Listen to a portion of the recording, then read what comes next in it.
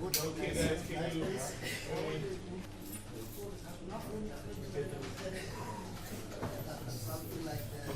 Oh, no, man.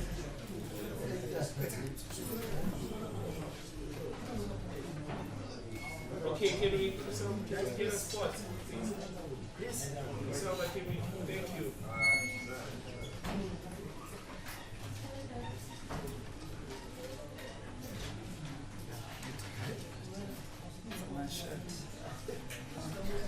Alright, 1 second. Done. Let's take our seats. The magistrate is coming, please. Can we take it? Please, you have to sit now. Sorry, you have to sit now. Sorry. All the way. You have to sit now.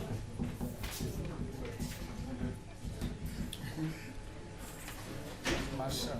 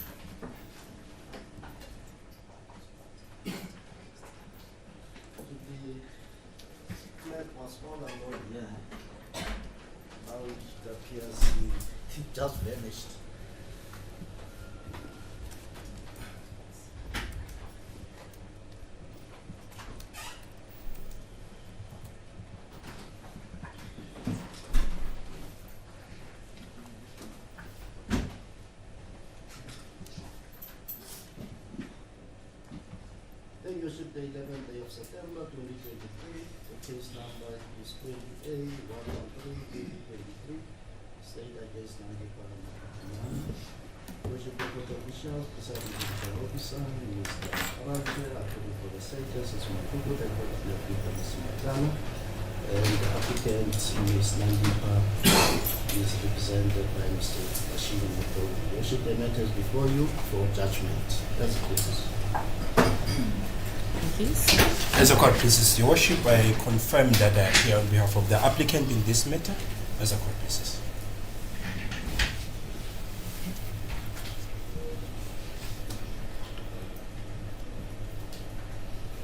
Okay, I'll proceed with judgment. In this bail application, Ms. Magudumana is represented by Advocate Lamini and instructed by the attorney, Mr. Motlahu, who is present today. The state is represented by Advocate Matloko. The applicant is charged with various counts ranging from fraud, corruption, and defeating the ends of justice, and other charges. The application commenced in this court on the 29th of August.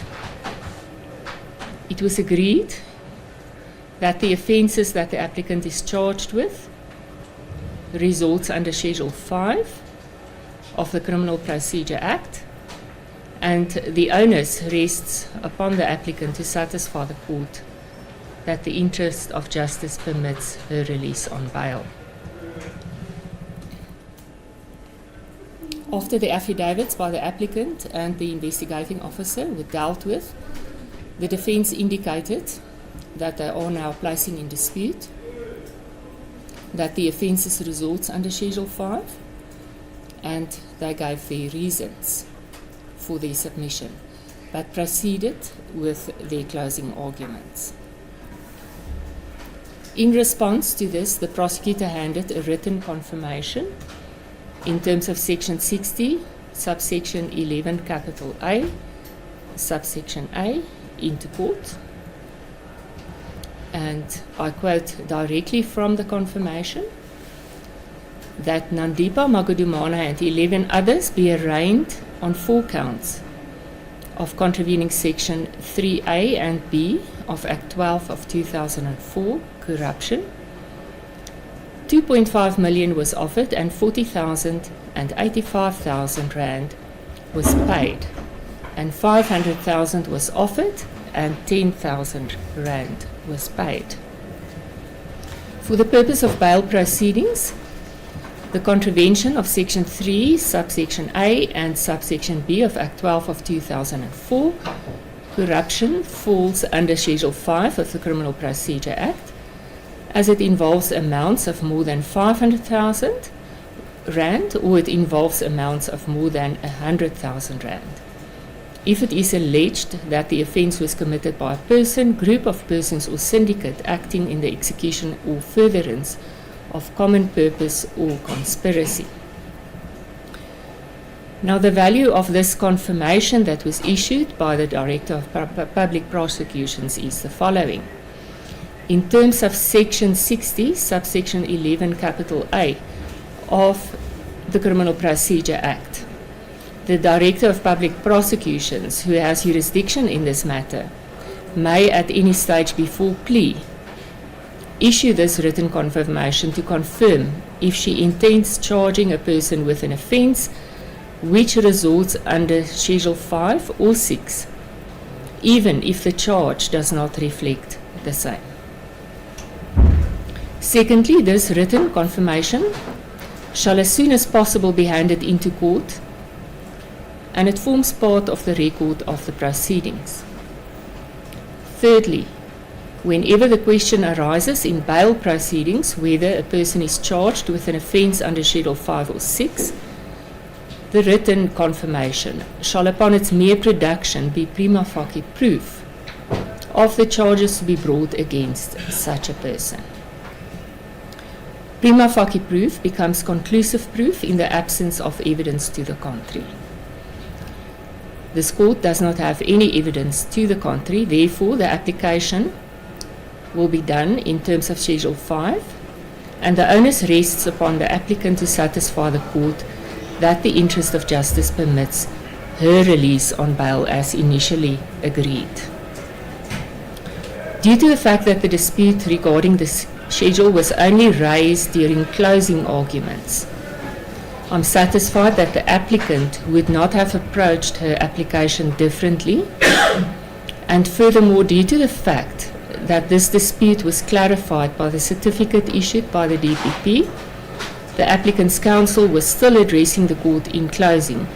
I find the closing arguments would not have been approached differently. The issue that was raised by the applicant's counsel regarding the unlawful amendment of the affidavit of the investigating officer by the prosecutor must also be addressed by me. I refer back to the affidavit and the arguments of the parties regarding this issue. I'm satisfied that it was merely a typing error in the affidavit that was clarified by the prosecutor while he read the affidavit into the record. If one looks at the word that was typed, the word was grace. And if one looks at the context in which the word was used, it referred to digging up a grave. It is clear that the word grace makes no sense and that the investigating officer wanted to say grave. So it's merely a spelling mistake. It's a trivial issue which was not even worth mentioning, and I'm not going to say anything further about it. Safe to say that it does not affect the value of the affidavit. It does not make the affidavit unlawful. So I will now proceed with my judgment. Before I start, I just want to also place on record whatever I say must also be read with the words allegedly.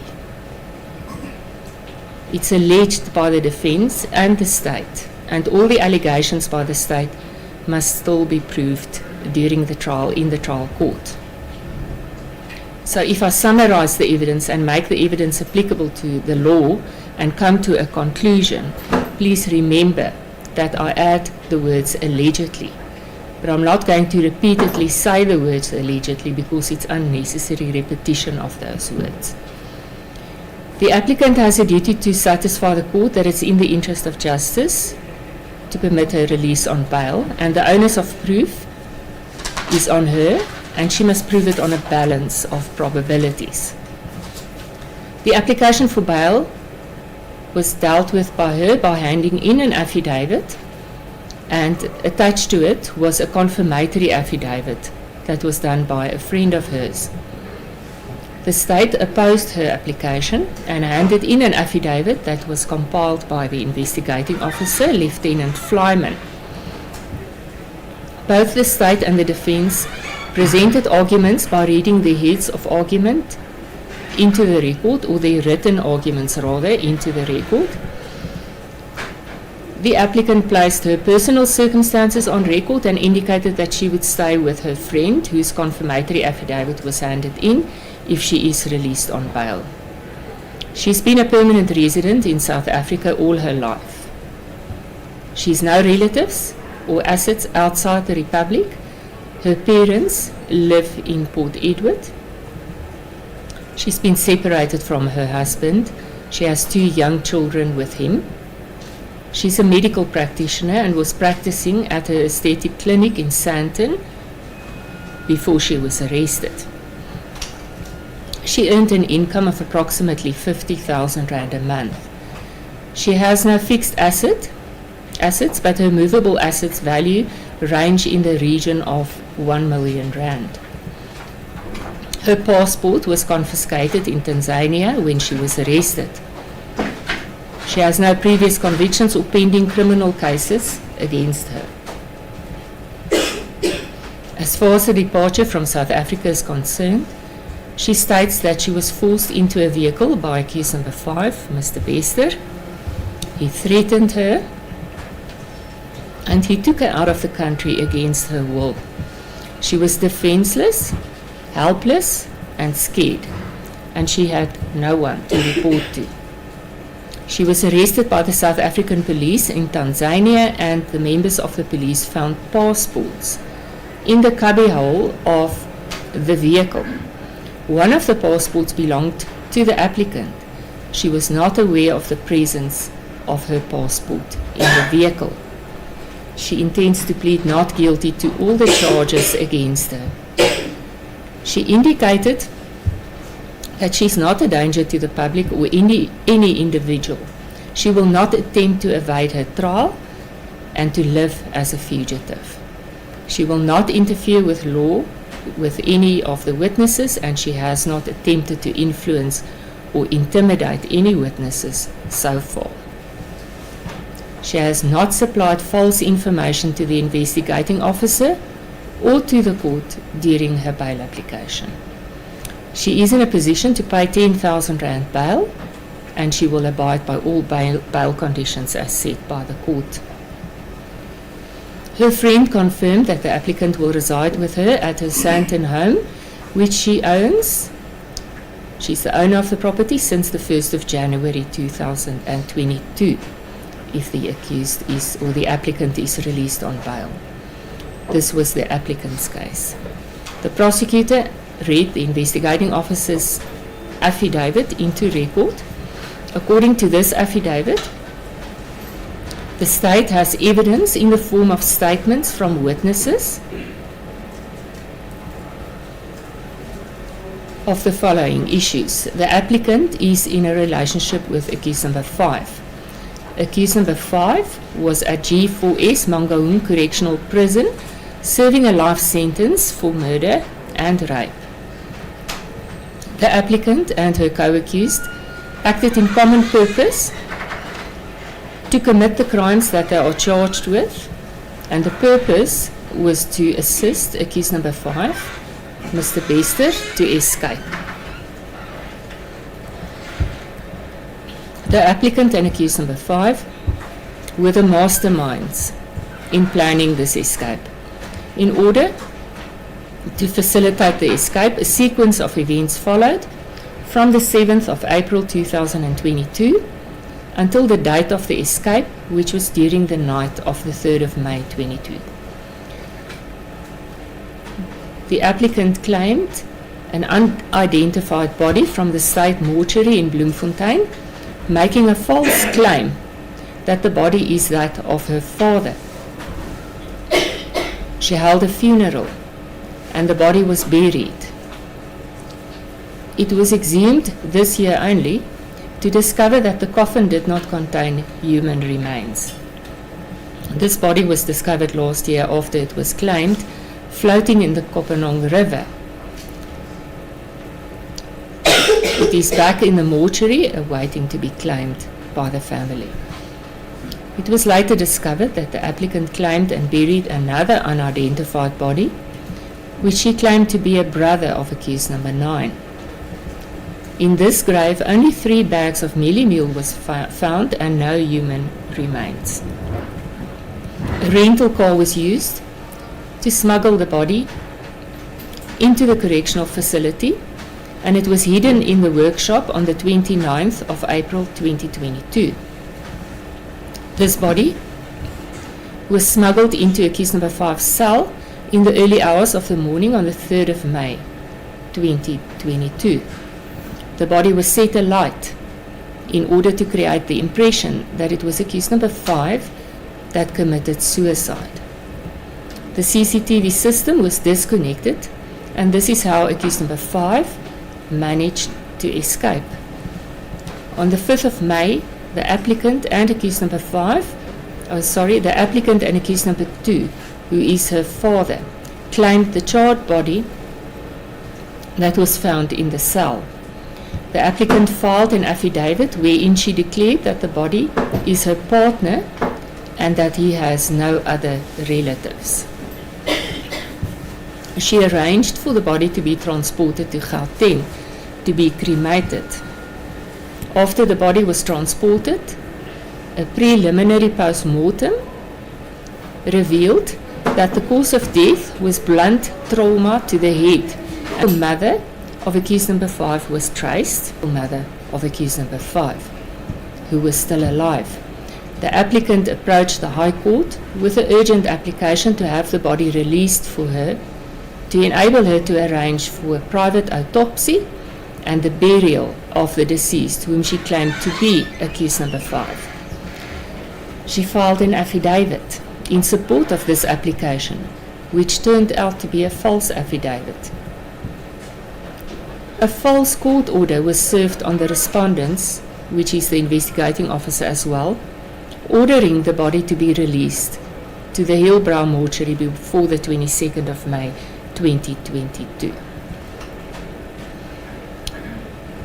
It was later proved that this body was the body of Katlego Pereng and not accused number 5. There's evidence that accused number 1 was promised millions to arrange this escape, and he arranged for accused number 3, 6, 7, 8, 10 and 12 to assist him. The evidence shows that the applicant paid 85,000 rand to accused number 1. It appears that this escape was successful until March 2023, when the media revealed that the applicant and accused number 5 were seen shopping at a mall in Gauteng. The estate agent who rented a property at 22A Second Road, Hyde Park in Sandton to the applicant, and 64A Colin Drive River Club to the applicant for her parents to use, stated that the applicant and accused number 5 removed their belongings from their Sandton property on the 21st of March 2023. And that was the last time that they had seen them on the property.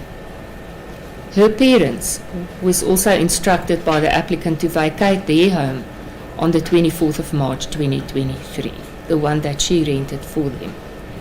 On the 7th of April 2023, the applicant and accused number 5, Mr. Bester, were arrested in Tanzania on their way to Kenya.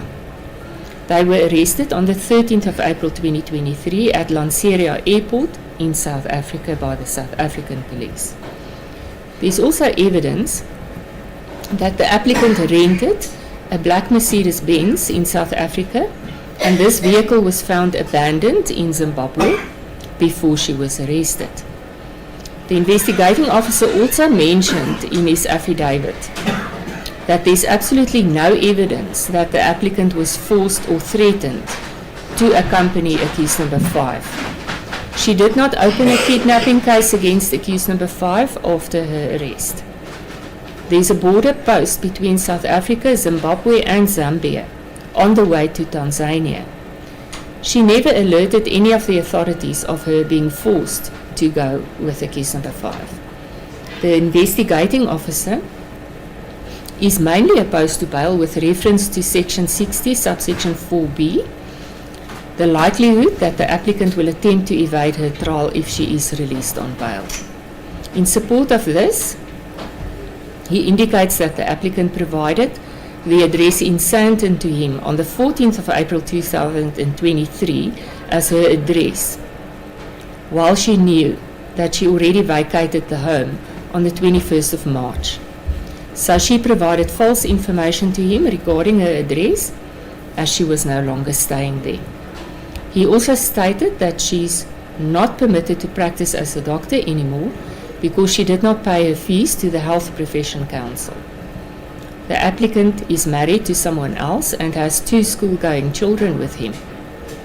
The children are currently living with their father since March 2023, when she left with Mr. Bester, accused number 5. She does not own any fixed property, but she owns vehicles.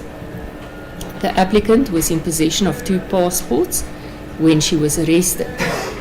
The owner of the passports made a statement to the effect that the applicant deceived her in order to hand her passport to the applicant. None of the passports were used during the time that she left South Africa until she was brought back to South Africa. Further criminal cases of fraud amounting to millions of rand were registered against her from February 23 up to July 2023. If the applicant is convicted, she will face long terms of imprisonment. He further based his opposition to bail on the grounds listed in subsection C, D, and E of the Act, motivating each point, which I will not repeat at this stage, but it is on record.